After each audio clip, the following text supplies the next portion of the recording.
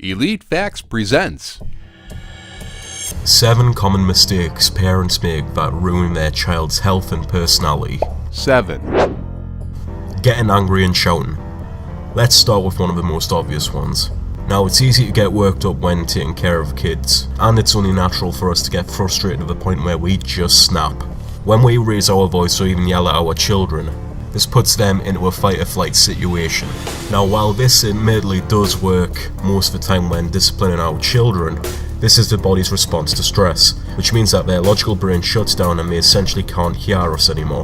When our children are in fight-or-flight mode, we can get angry at them and shout to the point where we end up losing our voices.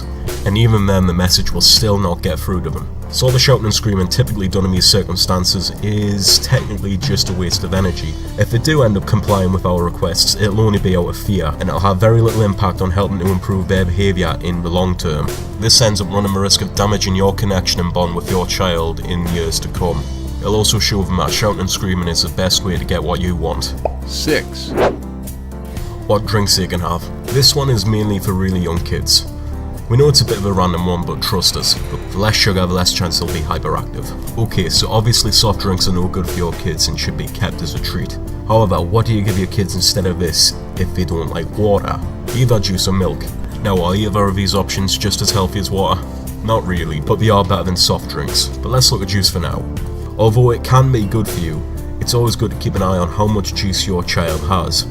Full of vitamins and nutrients, 100% fruit juice is okay for kids sometimes, but you should limit how much they get. It is recommended that they get no more than 6 ounces a day for kids between ages 1 and 6, and no more than 12 ounces for kids older than 7.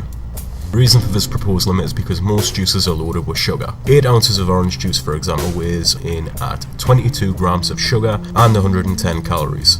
So maybe make it a once a day treat for your child.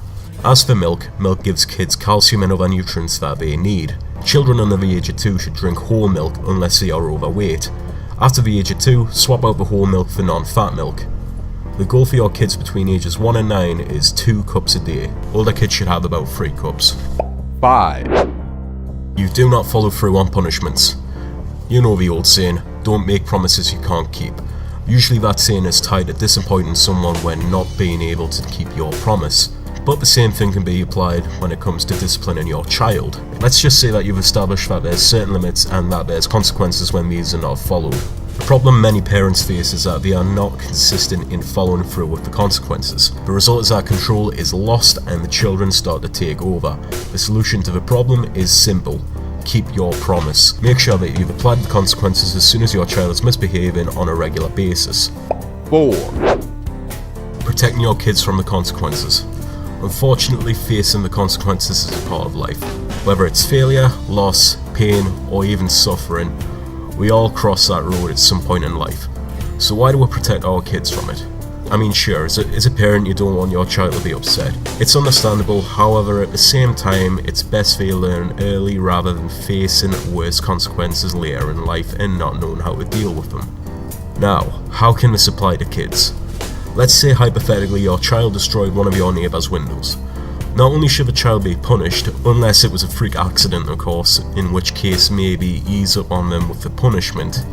Have them pay for the window or at least pay for a portion of the window out of their weekly allowance. I know it seems a bit harsh, but trust us, it's better that they do this now than accidentally bumping into another car on the road later in their life and refusing to pay for the damages. 3. Discounting children's feelings. So one common thing with parents is that most of them don't truly understand what is going on in their kids' heads. Now, what do I mean by that? Well, take this for example. By using phrases such as, come on, it's not that bad, or using phrases like, only babies cry, or something else along those lines. By discounting our children's emotions in this way, can create some serious anxiety in the long term, because it can cause them to become unsure of themselves and distrustful of their own emotions. Some psychologists can argue that this is some form of emotional neglect, as it can have serious long-term consequences. 2.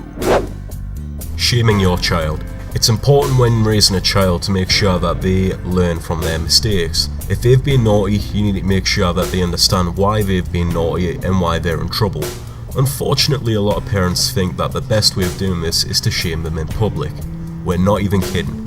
Embarrassing your child in public may force them to behave as you wish in the short term, but is unlikely to improve your relationship in the long term. Shame is one of the most painful and anxiety-causing experiences of childhood. Because shame attacks the person rather than the behaviour, it can damage a child's self-esteem.